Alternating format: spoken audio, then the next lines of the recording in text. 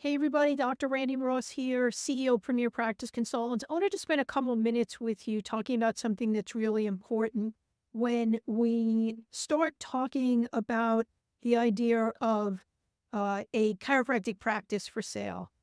One of the things that's really important to understand is what does your lease look like? And this is so important in the process of selling your business, your practice, your office, because sometimes there's little hidden things in there that if you're not aware of can actually be a bit of a bottleneck in a sale and can actually kill a sale. So it's important that you take a look at your lease and there are certain things you want to look for. First of all, do you have any time left on your lease? If so, how much?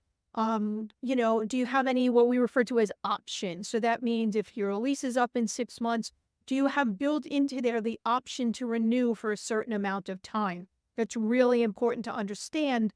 And are those options spelled out? In other words, is the structure of the pricing of those options spelled out?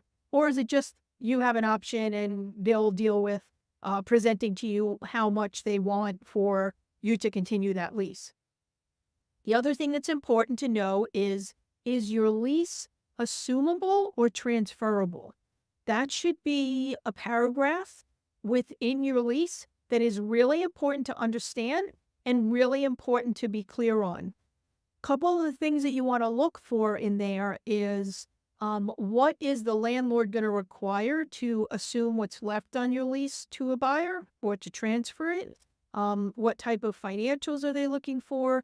Any other elements that might be important for us to know as we represent your practice for sale that we need to convey to a potential buyer.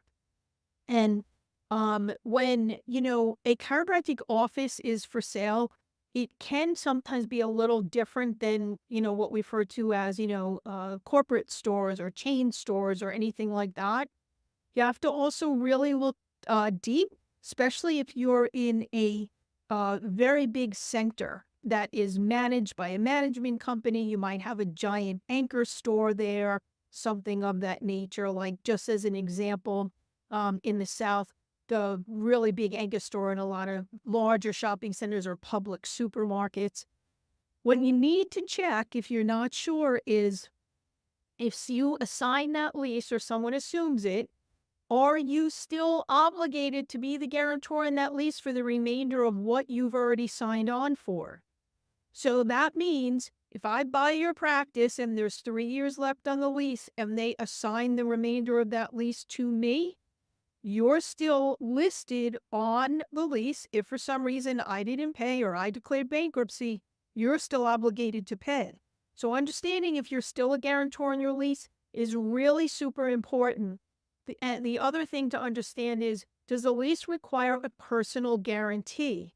The reason why that's important is because with all the corporate buyers that are out there today and the large group investors and things of that nature, they will not personally guarantee a lease. So that's something that we need to understand. Usually when it's in there, with these very big centers with the big anchors like a Publix, there's no wiggle room. If it's a little smaller center and you know the owners, there might be some wiggle room there.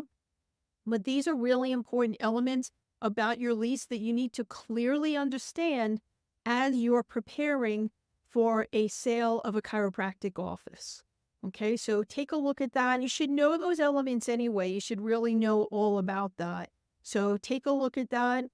Be on top of that, especially if things come time to renew or take advantage of an option and you're thinking about selling. It's really important to understand what is your exit strategy on that lease. Is your landlord flexible and are they willing to work with you, with a potential buyer? So take a look. Make sure you understand all those elements. It's just as important in anything else when it comes to the sale of chiropractic office. Show it to a lawyer. They can always help you because sometimes that legalese gets a little twisted and muddy and you don't always understand it. But another really important element of what we do when it comes to selling your chiropractic practice, representing it for sale. That's it for today. Dr. Randy Ross, CEO of Premier Practice Consultants. I look forward to getting a chance to chat with you again in the future.